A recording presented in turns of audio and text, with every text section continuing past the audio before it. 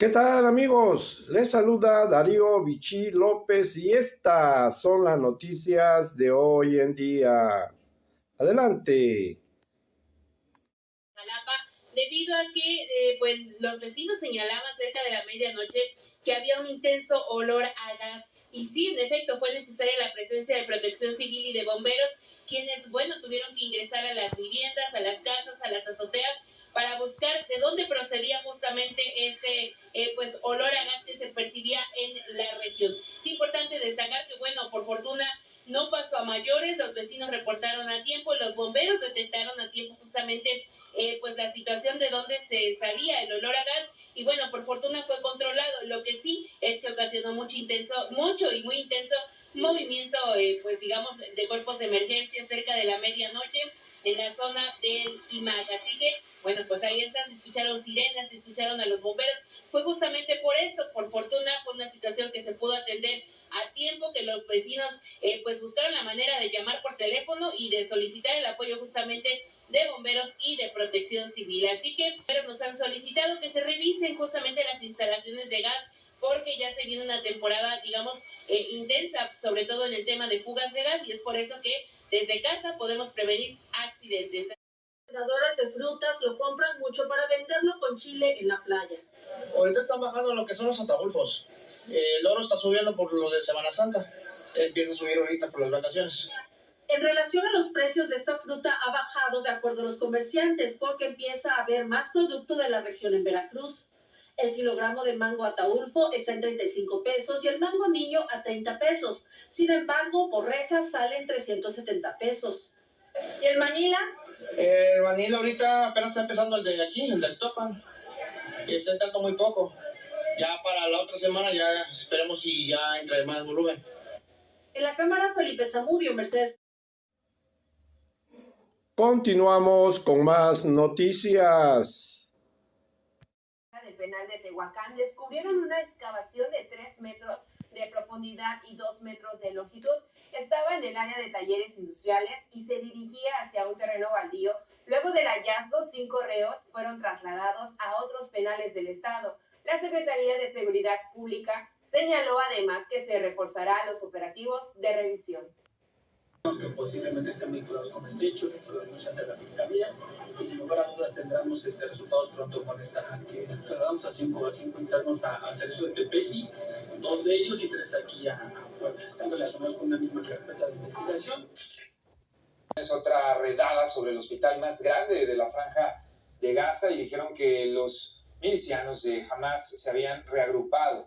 Allí les habían disparado desde dentro del recinto donde, según funcionarios palestinos, se cobijaban decenas de miles de personas. El ejército saltó el hospital de Shifa en noviembre tras afirmar que Hamas mantenía en un elaborado centro de mando dentro y bajo del complejo.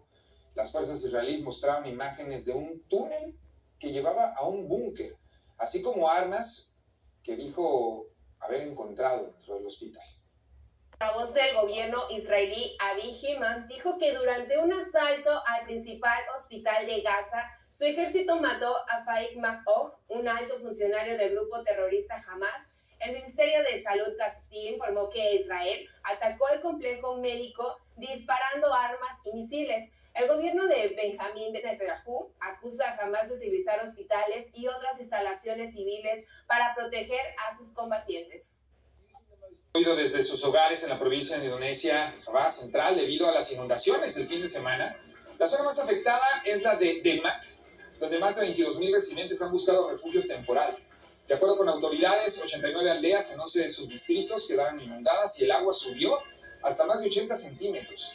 Las inundaciones se intensificaron en Demak por el colapso de un embalse en el río Nul.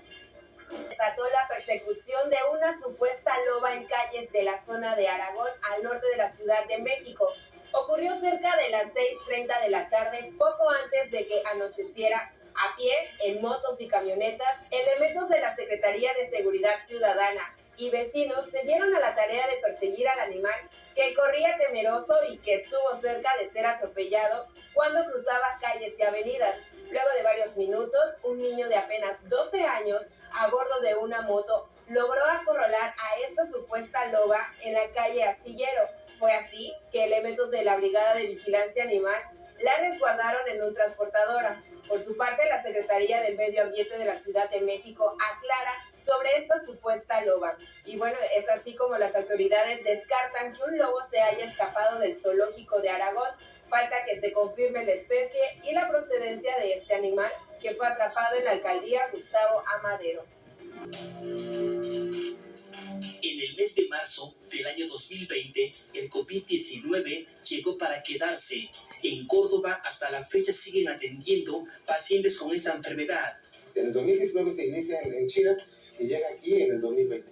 No hemos cerrado la puerta del consultorio, entonces hemos atendido un acervo gigantesco de pacientes positivos, con resultados muy buenos, aunque pues no siempre hubo pacientitos que venían por la atención de forma tardía o muy avanzados y pues bueno, sí hubo muchas muertes, pero teníamos un tratamiento maravilloso que ayudó a muchísimas personas. Yo creo que más de 35, 40 mil personas positivas a la fecha. En la actualidad sigue presente, pero ya no de manera tan agresiva como para cobrar víctimas mortales. El virus ha venido mutando, a Dios gracias, ya le bajó 3 rayitas a su agresividad, y la evolución que tenemos desde el año pasado, de junio del año pasado, fue de los últimos. La evolución COVID Omicron y sus demás variantes han sido muy benévolas con nosotros. Se ha transformado, no todavía en una enfermedad estacionaria, porque no es en una estación del año nada más, está presente durante todo el año. Nada más que en la temporada de frío o en la temporada de invierno se hace la presencia de síntomas respiratorios, y ya ahorita, por ejemplo, en la temporada de calor se hacen síntomas digestivos. Los hospitales incrementaron sus atenciones por COVID, pero únicamente para consulta, no por hospitalizaciones. COVID no se ha ido en ningún momento. Hace un mes y medio, hace 2 meses, una noticia llamó la atención de toda la ciudadanía, de todos nosotros, porque decía en radio y televisión y en periódicos que los hospitales estaban llenos de COVID. La gente se alarmó, pero es muy importante aclarar, estaban llenos de COVID pidiendo consulta, no hospitalizados. Los hospitalizados eran los graves y ya no hemos tenido pacientes graves. COVID sí ha pasado a ser una enfermedad presente y pasará a ser estacional, pero se ha convertido en una gripa fuerte, con síntomas digestivos. Existen grupos vulnerables al COVID. Aunque sí están muy expuestos los pacientes que son desnutridos, leucémicos, el VIH, el obeso, el síndrome cardiometabólico, que tienen los diabéticos y los hipertensos descontrolados, entre otros pacientitos, son los que están más expuestos y que sí pueden llegar a tener complicaciones mortales, porque entonces ya el COVID nada más llega a darles pues el último paso, ¿no? a su complicación final. Pero en general no hay que tener miedo. A los primeros síntomas hay que acercarse a su centro de salud de confianza, con su médico de confianza, usar el cubrebocas en los lugares en donde haya muchas multitudes, mucha gente. Las secuelas están presentes, tanto por la enfermedad como por la aplicación de diversas vacunas. Sí ha habido muchas secuelas, y no tanto de la enfermedad, sino también por las vacunas. Como todos los medicamentos, las vacunas, todas las vacunas, y también esta vacuna de COVID dejó secuelas, es una realidad. Secuelas chiquitas, medianas o algunas más graves, pero las más frecuentes es una tos persistente, tanto la vacuna como la enfermedad. Una tos persistente que no se va por completo, por temporada se hace ausente y luego regresa y así está. Un dolor de cabeza intenso, mareos, pero la más importante de todas, cansancio. Carlos Da Silva, Noticias. El tema, las vacunas contra el COVID-19 ayudaron a la población a no morir por esta enfermedad o no fueron efectivas contra este virus, y aquí la opinión de la gente. El desarrollo de vacunas seguras y eficaces contra el COVID-19 fue un paso importante para ayudarnos a volver a la normalidad. Era tan grande el número de muertes cada día en el mundo que los laboratorios se vieron presionados para sacar la mejor vacuna contra el COVID-19 lo más pronto posible. Las primeras vacunas que se aplicaron fueron del laboratorio Pfizer y AstraZeneca. De ahí llegó Moderna, CanSino y por último Patria. En su primer programa de vacunación colectiva inició a principios de diciembre del 2020. Inmediatamente la población comenzó a aplicárselas. Entonces, en total, ¿cuántas vacunas se 4. ¿Qué opinión tiene de las vacunas? ¿Le funcionaron? Sí, pues mire, pues está bien, sí, ¿Cuántas vacunas se puso? Me puse las 4. ¿Piensas que las vacunas salvaron vidas en su momento? ¿Fueron oportunas? Ay, amiga, pues mucha gente se fue. Si hubieran sido oportunas, pues mucha gente estuviera aquí. Otros decidieron no ponerse ninguna vacuna y cuidarse con el uso del cubrebocas y medidas higiénicas para evitar el contagio. ¿Por qué no se vacunaron? Pues por el temor de que la gente se estaba muriendo. A pesar de las vacunas, algunas personas se contagiaron de COVID-19 y aún continúan con las secuelas de la enfermedad. Pues andan enfermos de los pulmones, de tos, de gripe, en fin. Recientemente, la Agencia Española de Medicamentos y Productos Sanitarios reveló el hallazgo de 2 nuevas reacciones adversas que están asociadas a la vacuna Pfizer y AstraZeneca. Los mareos fueron asociados a la vacuna Pfizer y la segunda reacción adversa que se menciona en el informe de farmacovigilancia es la vasculitis cutánea, que se le atribuye a la vacuna AstraZeneca. En la Cámara, Felipe Zamudio, Mercedes Espíndola cumplieron 4 años de la declaración del brote de COVID-19 como una pandemia por la Organización Mundial de la Salud. Hasta ese entonces, nadie se imaginaba todas las consecuencias que desencadenarían el virus que cobró la vida de miles de personas en el mundo. La Secretaría de Salud en México anunció el primer muerto por COVID-19 el 18 de marzo del 2020 y de ahí vinieron muchos más. Los periodistas nunca dejaron de trabajar y así es como recuerdan a esta pandemia. Por el trabajo teníamos que salir, o sea, mucha gente le dieron ahora sea que días de cuarentena y a nosotros, pues como somos medios, tenemos que andar en la calle y pues ahí anduvimos en medio de la gente que andaba infectada, los camiones, el tráfico. Nos tocaba luego ir a cubrir noticias a hospitales donde la gente decía, se está muriendo alguien de COVID y pues nosotros por cubrir la noticia, pues estábamos ahí.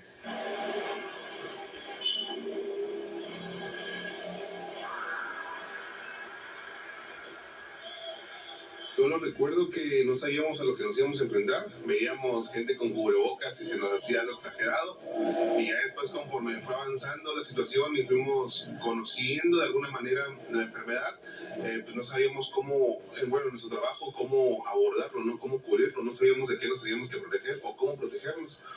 Al igual que todos los reporteros, periodistas, camarógrafos, empezaron a enfermar ellos y sus familias. Al principio que era mentira, yo no creía exactamente lo que decía, pues ahora sí que nosotros mismos, los medios de comunicación, y ya luego lo viví porque un familiar se murió de COVID, se murió también su hermano, entonces ya serían 2 personas de la familia por parte de mi esposa, entonces ya fue cuando lo vi la realidad. A nosotros en la familia no, o sea, la primera etapa no nos hizo nada, o sea, nadie se enfermó. Ya la segunda etapa del COVID, porque fue por etapas, ahí sí se enfermaron mis hijas y mi esposa y les dieron 40 días, o sea, ahí sí me la viví bastante mal. Así. Hubo un momento en que ya no queríamos cubrir porque ya era el estrés demasiado, ¿no? Pero pues es nuestro trabajo y teníamos que informar de alguna manera todo eso lo que estaba pasando. Creo que lo más difícil que nos tocó vivir fue cuando los doctores, estábamos afuera, haciendo guardia afuera de los hospitales, y cuando los doctores salían a decirle a los familiares que pues ya no había nada que hacer. Vimos familias romperse por el COVID, tanto niños quedarse sin sus papás, papás quedarse sin sus hijos. Lamentablemente, también el COVID-19 cobró la vida de varios compañeros de los medios de comunicación. Recuerdo 2 casos que impactaron mucho: el compañero Guillermo Bon Saavedra y el compañero Martín Larrareina. Fueron 2 de los muchos que se fueron y de conocidos y que padecieron esto y que nos dejó una muy, muy mala experiencia.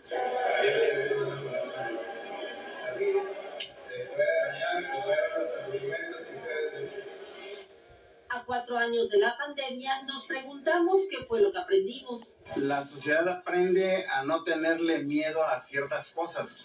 ¿Qué nos enseña esto?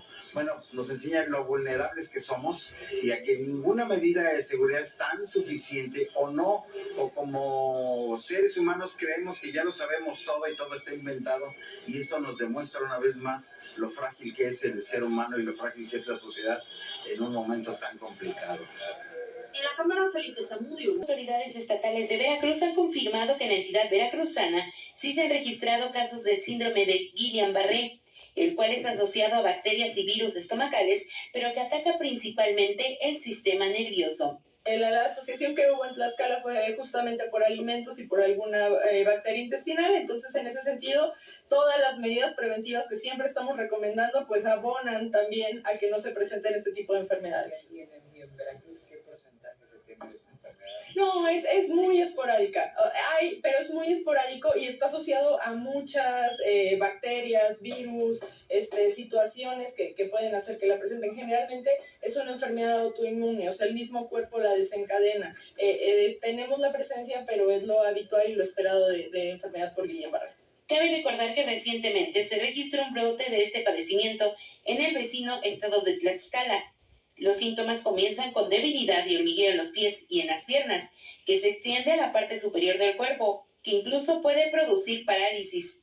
La enfermedad por Guillain-Barré es una enfermedad que se da por distintos motivos, ¿no? Generalmente es autoinmune. Entonces hay algunos virus estomacales que pueden ocasionar esta enfermedad. Aquí nos mantenemos con las incidencias esperadas. Es una enfermedad que se presenta, pero aisladamente, no en un grupo, no en un pool de personas. Entonces, en ese sentido, aún con la cercanía, pues ese caso estuvo asociado a un brote. Aquí también damos atención muy cercana a nuestros brotes, establecemos cuál es la fuente de contaminación y la atacamos directamente. Explicó que se espera que sea una enfermedad que se limite solo a una circunscripción de Tlaxcala, pero Veracruz se mantiene alerta y notificando el tipo de enfermedades que se presentan, por lo que se hace un llamado a la población a mantener las medidas sanitarias preventivas para evitar el contagio de este síndrome o cualquier otra enfermedad. Estas son las noticias nacionales, internacionales y los deportes.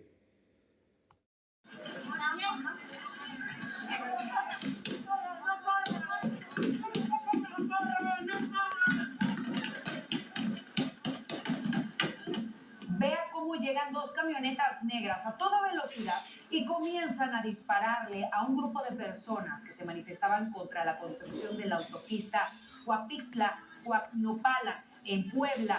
Se sabe también por qué estaban protestando, porque la empresa constructora dañó la tubería que les distribuía agua potable a sus hogares. La empresa mandó sicarios, bueno, solo cree que la empresa habrá mandado sicarios a asustar a la pobre gente. Vio que había niñas, que habían adultas mayores, personas desarmadas manifestándose y tirándose al piso. ¿Y las autoridades poblanas dónde están? Y por si no fuera suficiente con la violencia en el sureste del país, en Ciudad Victoria, Tamaulipas, encontraron a 5 hombres muertos, 4 de ellos fueron baleados y el quinto fue encontrado en el ejido Nuevo Cantuán de El Mante. Él murió ahogado. Hasta la fecha, en Tamaulipas se han presentado al menos 13 homicidios, un terrible saldo mortal para el Estado.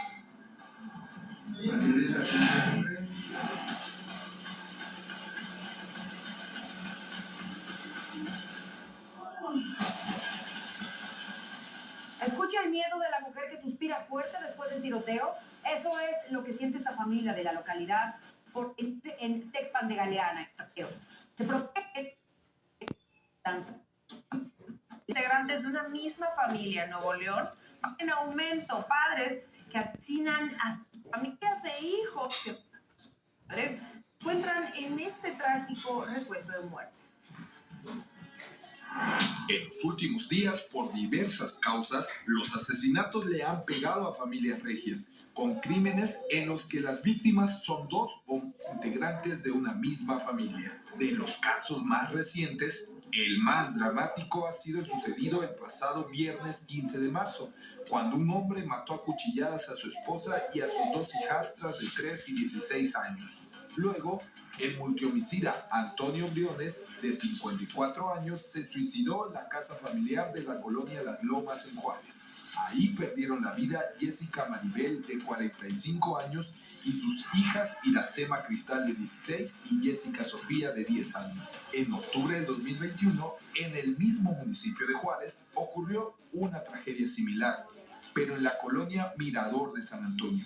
Brandon, un joven de 25 años que tenía días de salir de un centro de rehabilitación, Mató a su mamá, a su padrastro, a su esposa y a sus hijas de 7 y 3 años. En hechos más recientes, este lunes 18 de marzo, padre e hijo perdieron la vida en un ataque a balazos en la colonia Pedro Lozano en Monterrey. Al parecer, fue porque el hijo tenía problemas con el narcomenudeo, que habría sido la razón del ataque. En otro caso, este 17 de marzo en Pesquería, un padre y su hijo perdieron la vida en un ataque a balazos en un depósito en la colonia Valle de Santa María. Y el pasado 6 de marzo, en el municipio de San Pedro, ocurrió el caso de la familia Verón. En esa tragedia, Esteban, un empresario de 53 años, mató a su madre de 79 años y luego se suicidó en un drama cuyos orígenes están vinculados a una disputa por la herencia familiar. Con información de Apenas es mitad de semana y ya hay accidentes por imprudencias y borrachazos. Espere a lo que le vamos a contar más adelante en Ciudades. Sus cosas, lo que quiera, pero sin romper la ley. Arriesgar la vida de nadie ni la propia. Vea cómo va el conductor de este auto. Un Camaro va hasta las manitas, tirando aceite, chocando y derrapando en las curvas. Afortunadamente nada grave le pasó a nadie y mire que pudo haberse incendiado el auto. La policía lo detuvo cuando el conductor se paró en una tienda. Ahora van a revisar si su borrachera le saldrá cara por provocar daños en la vía pública y a otros automóviles. Un tráiler chocó contra una bomba de agua para evitar atropellar a un bebé en San Vicente Chicoloapan, Estado de México. Esto ocurrió en la carretera Los Reyes Texcoco. Una mujer iba cruzando la vialidad con su bebé en la carriola. El menor cayó de este pequeño vehículo cuando estaba por pasar el tráiler, por lo que el conductor dio un volantazo para evitar arrollarlo. Sin embargo, terminó estrellado contra la pipa. Las autoridades informaron que el bebé resultó con lesiones por la caída. Sin embargo, el chofer de este tráiler escapó. Este fue en la México-Puebla. Un autobús de pasajeros impactó contra un tráiler que transportaba jabones y que, de acuerdo con testigos, iba en el carril de baja velocidad. Se habla de al menos 15 heridos. ¿Son realmente nuestras carreteras tan peligrosas para que un día sí y el otro también haya accidentes? ¿O es más que abundan más conductores imprudentes? El pasado domingo, un autobús tuvo un terrible accidente en la autopista México-Pirámides. En este siniestro hubo 23 heridos. 19 fueron llevados a un hospital. Pero ahora nadie se hace responsable. Ni la aseguradora ni la empresa han dado la cara. Esta es la denuncia. Respecto a lo de Autotransportes Tizayuca, porque eran esos camiones, los de Tizayuca, no ha venido nadie. Mi mamá está perfecta, ambos, mi mamá y mi papá están conscientes y los dos me refieren que venía a exceso de velocidad del camión y que quería rebasar y por eso por eso fue el accidente. Son familiares de pasajeros que se accidentaron el pasado domingo. Un autobús de la empresa Tizayuca, que se dirigía a Tulancingo, volcó a la altura del kilómetro 11 de la autopista México-Pirámides en Acolman. De los 23 lesionados, 19 fueron trasladados al hospital de Ajapusco, donde ni el seguro ni la empresa camionera se han presentado. Que el seguro de la línea o el seguro para los pasajeros que debe de tener, cada pasajero debe tener la línea un seguro para ellos, ¿no? No se ha presentado nada, no nos han dicho nada. Aquí en el hospital no hay medicamentos, todos los medicamentos los tiene que comprar el familiar. Las autoridades de las líneas o el concesionario de ese autobús tendría que dar la cara y venir y decir, ¿saben qué? Aquí está mi seguro para que cubra todos los gastos. Ellos han tenido que correr con los gastos médicos. Y pues tienen que hacerles estudios que la verdad no tenemos dinero para lo que ellos nos piden porque están caros. Al menos 5 de los heridos ya fueron dados de alta y a quien no se localizó fue al chofer. De acuerdo a las investigaciones de la Fiscalía del Estado de México, el conductor de este vehículo escapó instantes después del accidente. Accidente que enlutó a 2 familias. Una mujer de 45 años murió, también un niño de 3 años junto a su madre de 33. Daniel de Rosas fue...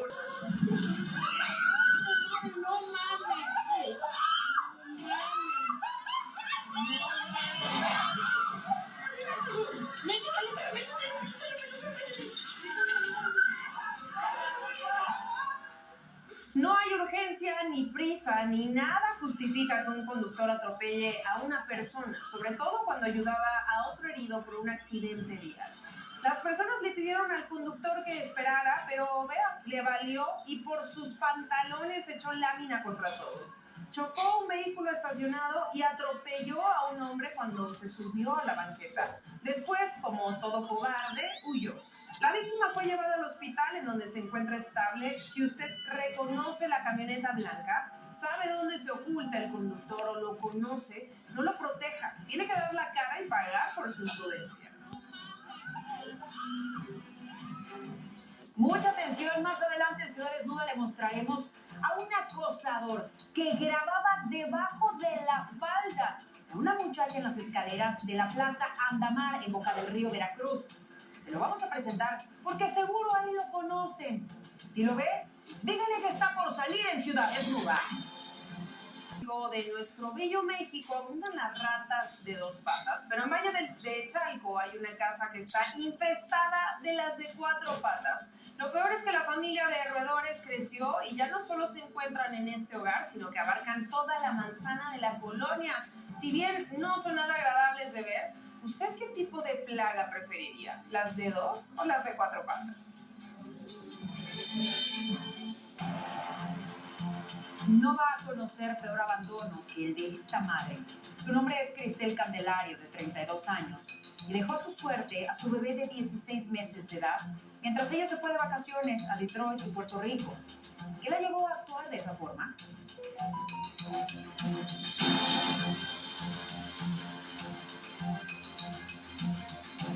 Y esta historia es de verdad intrigante. Renata es una adolescente de tan solo 12 años que ha escapado por lo menos 3 veces de su casa en Querétaro. Fue nuevamente localizada a salvo, sin embargo investigan el por qué sigue intentando huir. Este había sido su tercer intento de huida. Renata, la adolescente de 12 años de edad que se reportó como no localizada, habría aprovechado la marcha feminista del 8 de marzo en la capital queretana como un distractor para ausentarse de casa por su voluntad. Con quien estuvo o se encuentra Renata Arias Sánchez, pero es necesario informar que no fue ni es la única niña que se extravió, ya que en varias ocasiones nos solicitaron vocear para localizar niñas. Salió de su escuela, la secundaria técnica 1 en la colonia La Era. No abordó el transporte escolar y la última ocasión que se le vio fue sin uniforme en la Plaza del Estudiante antes de la marcha. Su finalidad era irse a Huauchinango, Puebla, donde fue localizada sana y salva por agentes de investigación a una semana después. Así lo informó vía comunicado la Fiscalía General del Estado. Los agentes de investigación durante los primeros días lograron obtener la ubicación exacta de Renata. Sin embargo, se habría proporcionado otro tipo de datos, como que se encontraba en el estado de Guanajuato. Esto para evitar que se filtrara la información y así pudieran alertarla y se pudiera mover del lugar de donde se encontraba, ya que durante estos días que se mantuvo ausente, mantuvo contacto con al menos uno de sus familiares. A pesar de que Renata fue hallada con bien, fue trasladada a Querétaro para corroborar que no haya sido víctima de algún delito antes de regresar con su familia. Además que la investigación tomará un giro de 180 grados, puesto que al ser menor de edad es necesario conocer los motivos por los cuales ha querido salir de casa para garantizar su integridad física y emocional. Guatemala, Fuerza Informativa. Una mujer que el pasado 6 de junio de 2023 abandonó a su hija de tan solo 16 meses de edad sola en su casa en Cleveland, Estados Unidos. Ella decidió irse de vacaciones a Detroit y Puerto Rico. Cuando regresó, la niña estaba muerta en terribles condiciones. Seguramente ha escuchado alguna vez hablar de los malos padres, pero esta historia superará a las demás. Ella es Cristel Candelario, una mujer ecuatoriana de 32 años. El pasado 6 de junio de 2023 decidió irse de vacaciones a Detroit y Puerto Rico, y así lo presumía en redes sociales. Sin embargo, para su viaje decidió dejar a su hija de tan solo 16 meses de edad sola en su casa de Cleveland. Todos los días le pido perdón a Dios y a mi hija, Yarin. A su regreso, Cristel encontró a su hija inconsciente y llamó a la policía, quienes a su arribo declararon a la bebé muerta. La pequeña Yailin yacía dentro de su corral, envuelta en un forro sucio con orina y heces. Además, el cuerpo se encontraba extremadamente deshidratado. Por estos hechos, este lunes fue condenada a pasar el resto de sus días en prisión. I'm going to sentence you to life in prison without the possibility of parole. Durante su sentencia, el juez Brendan Sheehan también le dijo a Candelario que había cometido la traición máxima al dejar a su hija sola y sin comida. Dios y mi hija me han perdonado. Para ADN 40, en la inauguración del Parque Aztlán de Chapultepec, en la Ciudad de México. Aztlán, parque urbano, este centro de entretenimiento que está llamado a ser uno de los más importantes, no solamente de nuestro país, sino de América Latina. Hoy en la imagen de Juanito Morales lo que observan, o lo que pueden observar, es la presencia de algunos invitados especiales, porque hoy, digamos, se van a echar a andar algunas de las atracciones. Hay que recordar que Aztlán, este parque urbano, va a contar con 33 atracciones mecánicas, y una de las más imponentes y quizá la de mayor pues lujo es la rueda de la fortuna Aztlán 360, que ahora mismo tienen en estas imágenes. Una rueda de la fortuna que, imagínense, va a ser o es la más grande de nuestro país, con 85 metros de altura, y va a tener espacio para más de 40 cabinas. 18 de las 33 atracciones mecánicas se van a echar a andar mañana, y por supuesto que Fátima y su mamá Mariela ya están listos y se vinieron a esta especie de premier. Mariela, ¿estás contenta? ¿Estás emocionada por entrar a Aztlán? Sí. ¿Ya te imaginaste allá arriba en la Rueda de la Fortuna? Sí. ¿Qué te gustaría conocer de aquí? Me gustaría conocer la Rueda de la Fortuna. Muchas gracias. Mariela, pues sin duda este centro temático, que además va a tener precios preferenciales para los habitantes de la Ciudad de México, pues está llamado a ser pues una magnífica obra. Sí, así es, y nosotras estamos muy contentas de ser de las primeras personas en poder ingresar al parque. Me imagino que mañana va a traer a sus pequeñitas ya a subirse a alguno de los 18 atractivos que van a ser inaugurados en una primera etapa. Así es, sí, claro que sí, aquí vamos a estar. ¿Qué tanta falta le hacía a los habitantes de la Ciudad de México y a nivel nacional contar con un nuevo parque luego de la Feria de Chapultepec, ¿no? Yo creo que mucho, porque esto es muy mexicano, el nombre, el concepto que tiene es muy mexicano, entonces yo creo que sí nos hacía mucha falta un concepto así. Entre 10 y 11 de la mañana aquí esté el jefe de gobierno capitalino Martí Batres para inaugurar formalmente pues este parque urbano Aztlán. Alright, amigos, es todo por el momento. Nos vemos hasta la próxima.